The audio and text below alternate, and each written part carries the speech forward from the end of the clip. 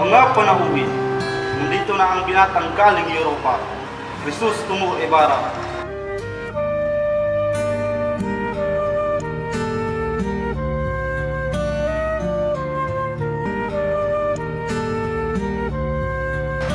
Magandang umaga po sa mga lahat. Mga anak ng Irehe, hindi dapat ipinagdiriwang ito. Kung buhay lang ang aking ama, hindi niya gugustuhin na mag-away tayo ngayon.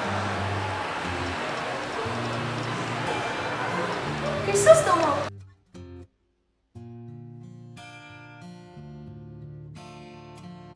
Maria Clara, ikaw pa rin ang tahanan ng puso ko. 7 taon kang nawala, pero ikaw pa na gusto ko.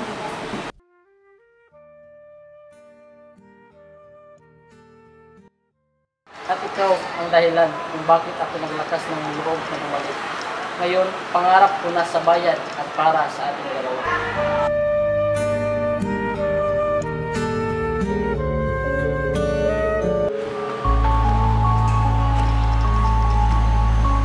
Sisa! Wala kang naitabi! Puro na lang anak ang iyong inisip! Pedro! Sila namang meron ako! Crispin! Inamin mo ba ang pagnanakaw?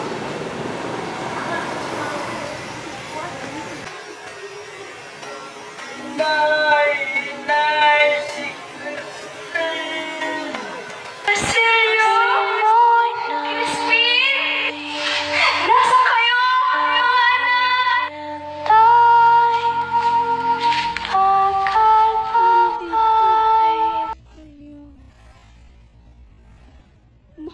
mahal ko kayo.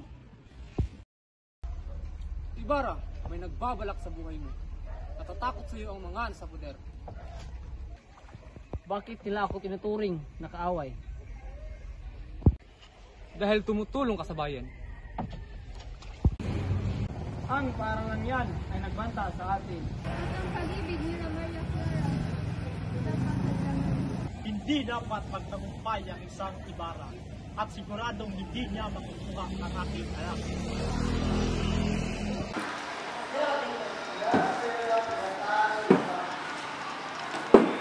Hindi ako Indio, ako ay Kastila. Oo, mahal. Kung ako ang masusunod, sasampalin ko lahat ng maruruming katulong. Masampa kayo sa kaguluhan ng bayan. Ibarra, sinira ang gusti sa paaralan. May gustong humadlang. Sayang, nakadiyog. Kaya ang proyektong yan.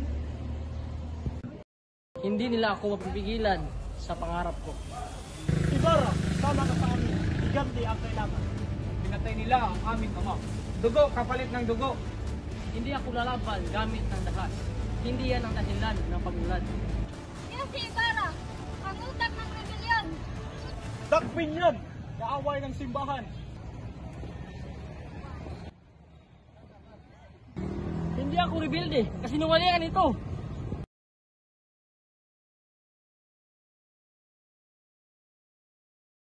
Ibarra, halika. May bangka ko, tatakas tayo. Elias, bakit mo ito ginagawa? Dahil ikaw ang pag-asang hindi ko naranasan noon. Hindi maaari. Ako lang ang nararapat para sa iyo. Ang puso ko ay kay Ibarra lamang, pero wala na akong lakas lumaki. Kahit ilang 7 taon pang paulit-ulit.